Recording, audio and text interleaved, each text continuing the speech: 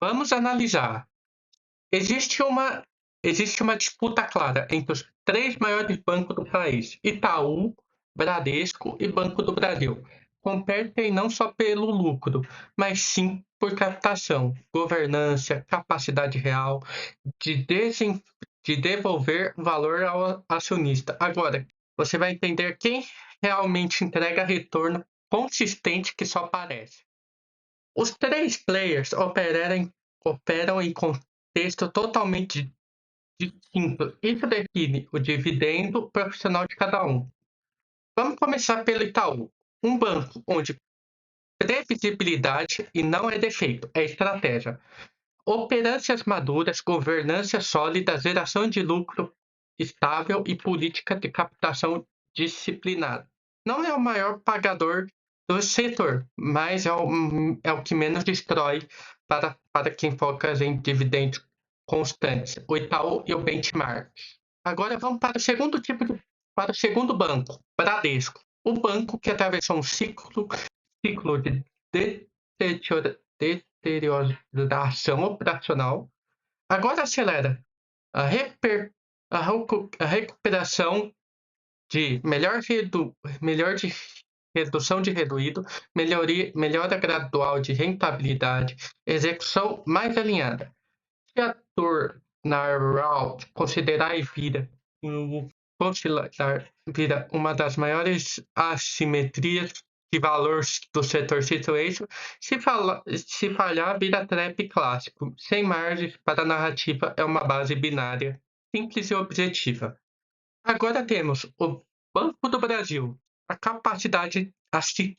Agora nós temos o terceiro banco, Banco do Brasil. Um case de geração de caixa poderosa, mas com risco invisível, embutido em yield elevado, eficiência crescente, performance superior em ciclos favoráveis. O ponto crítico é interferência. Quando o ambiente político estável, o Banco do Brasil lidera com folga, quando não há votabilidade corrói a tese. A pergunta real: a disputa não é quem paga mais, é quem mais de forma sustentável ao longo do ciclo. O ponto rápido. Essa é a leitura estratégica. Sem ideia, sem espetáculo, faz sentido para você executar o básico. Se inscreva agora. Aqui entregamos análise real, não narrativa patrocinada e não teremos patrocinador. Graças a bom Deus. E seguimos. Os lucros são crescentes, volatilidade controlada e dividendos persistentes. Não é explosivo, mas é um ativo que mais respeita quem busca estabilidade no fluxo da caixa. Agora, o Banco do Brasil está em ciclo de recuperação em andamento. Ainda, ainda deprecificado pelo mercado, com espaço para expansão de rentabilidade e execução alinhada, os dividendos crescem juntos, o potencial elevado crescem juntos. Agora, o Banco do Brasil tem a performance superior quando o Brasil não atrapalha. Potencial elevado, mas com risco de curto prazo ou volatilidade política. Ciclo bom, liderança. Ciclo ruim, frustrações. Agora temos as projeções seguidos a esse roteirista que fez esse roteiro para mim. Obrigado ao roteirista. Amém.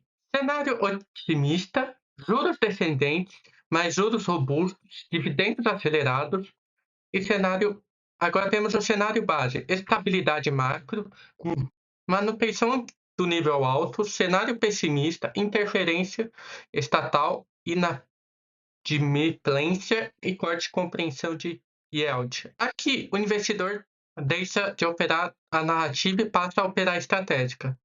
Vamos pensar agora. A conclusão objetiva é: o Banco do Brasil lidera no potencial bruto, o Itaú B4 lidera na consistência operacional. O Itaú mesmo lidera na consistência operacional e o Banco do Brasil lidera no upside de recuperação. Não, eu li errado. Eu errei, mas eu vou corrigir na edição. Não existe o banco sempre paga mais. Existe o ciclo, existe a governança, existe o risco. O investidor inteligente não escolhe o banco, escolhe o contexto.